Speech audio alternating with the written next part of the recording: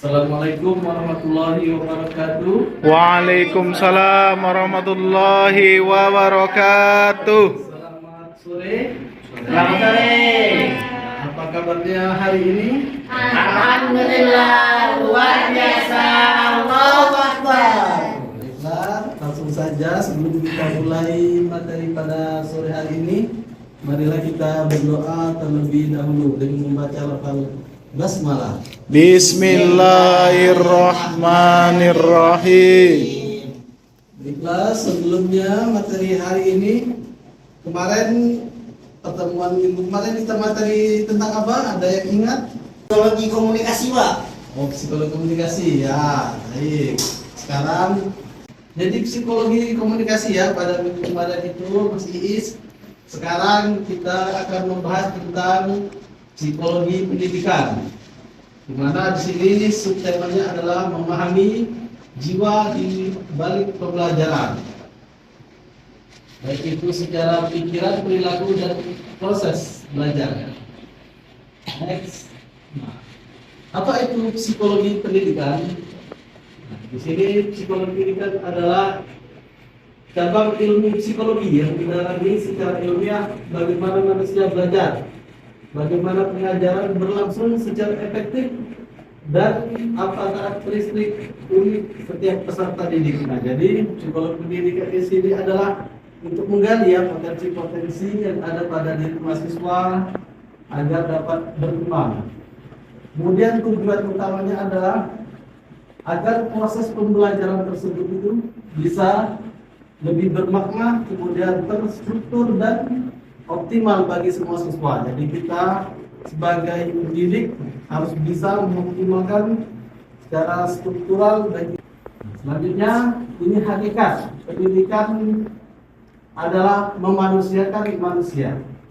Jadi bukan sekedar mentransfer ilmu, Pak ya, Bapak Ibu, atau transfer ilmu dari guru ke murid, melainkan usaha yang sudah sistematis dan terencana untuk mengembangkan potensi manusia secara menyeluruh, baik itu dari segi kognitif atau pemikiran, pendidikan efektif, atau sikap dan juga psikomotor, ataupun melalui praktek nyata ya.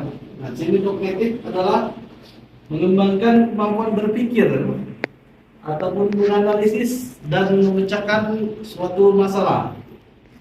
Kemudian di sini ada afektif, itu bagaimana siswa tersebut mempunyai pembentukan karakter ataupun nilai, sikap, dan dia bisa berempati dan mempunyai karakter yang kuat, misalnya peduli dengan teman sesama yang ada di bangku, memberikan minum, memberikan bantuan, casan HP dan lain sebagainya. Itu juga termasuk dengan nilai afektif atau sikap. Kemudian yang ketiga ada nilai psikomotorik. Di sini psikomotorik adalah mengasah keterampilan fisik dan motorik melalui praktek nyata. Nah, tadi jika dalam ilmu PAI terkait pembelajaran duduk, nah, di psikomotoriknya itu langsung ya ke tempat duduk, langsung mengerjakan bagaimana sih cara-cara berduduk dan lain sebagainya. Baik, next selanjutnya. Ini pentingnya psikologi pendidikan bagi pendidik. Yang pertama, guru sebagai pembimbing. Setiap siswa membawa minat dan bakat masing-masing yang unik ya.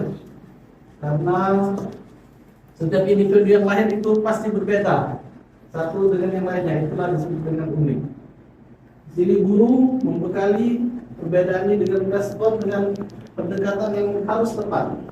Yang pertama yaitu pengelolaan kelas. Bagaimana menciptakan lingkungan kelas yang kondusif dan inklusif. Artinya kelas tersebut harus damai, tentram, aman, dan juga tidak ada saling intimidasi ataupun pertikaian antara sesama peserta didik atau siswa. Kemudian memotivasi siswa, yaitu guru atau pendidik harus mempunyai nilai motivator pada siswa. Ini kan ada MBG ya. Nah, kan? MBG makanan bergizi gratis. Nah, jadi yang di rumahnya belum sarapan bisa jadi karena MBG itu dia akan kenyang dan mempunyai semangat belajar. Kemudian itu adalah penyelesaian masalah yang ketiga. bagaimana guru tersebut bisa mengatasi kesulitan akademik dengan pendekatan empatik. Nah, jadi siswa guru tersebut harus mempunyai nilai simpati dan empati kepada siswa atau guru peserta didik. Jadi seorang guru haruslah tidak menjudgment murid-murid ataupun siswa ya, jika dia terlambat dan sebagainya. Sebaiknya diteliti dulu, didekati secara pendekatan empati. Mungkin dia ada masalah keluarga dan lain sebagainya. Sudah kita tahu penjelasan masalah. Selanjutnya perkembangan peserta didik. Di sini ada masa kanak-kanak belajarnya melalui bermain, kemudian imitasi atau meniru orang lain atau lingkungan sekitar, kemudian bereksplorasi secara sensorik. Artinya dia bergerak ya, mengeksplor gerakan-gerakan yang dia pelajari. Kemudian di sini ada usia sekolah dasar atau SD, perkembangan logika konkret dan keterampilan sosial. Dia mulai berpikir tentang misalnya logika konkret. Misalnya tayamum itu pakai debu kan? Nah, oh iya, pakai tentang lapangan. Oh inilah namanya debu kan, dilihat ini debu ya. Nah, seperti itu ya, bagi nyata dan keterampilan sosial. Kemudian itu ada di perkembangan remaja awal, pembentukan identitas dan pemikiran abstrak. Jadi remaja awal itu disebut juga dengan era Sturm and Drang ya. Artinya jiwa yang berapi-api ya. Nah, dianya tuh mulai mencari jati diri dan pemikiran mulai abstrak. Artinya pemikirannya disatukan ya dari konsep-konsep yang dia pelajari dari awal. Kemudian tidak ada remaja akhir atau dewasa awal.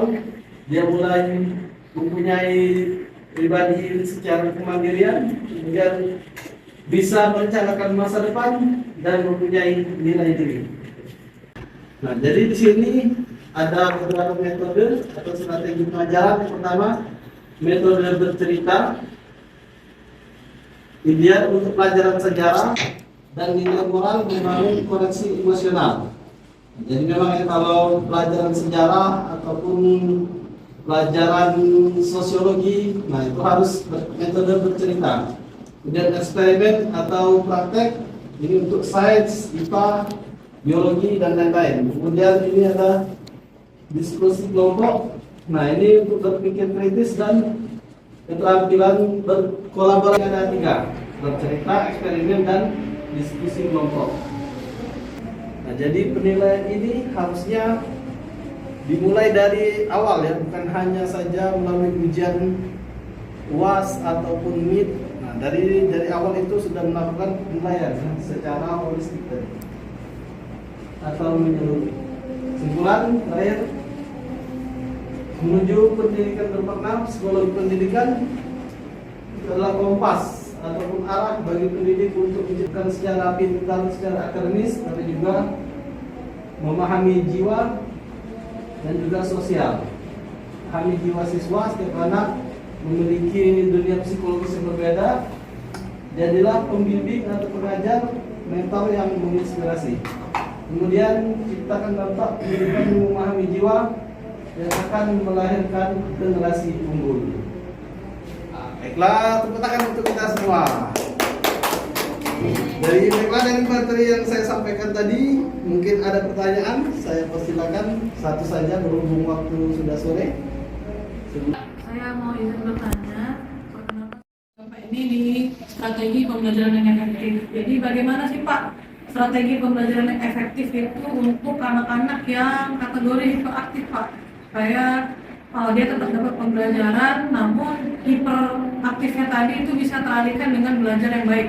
Gimana Pak solusinya menurut Bapak? Itu aja pertanyaannya, terima kasih Pak.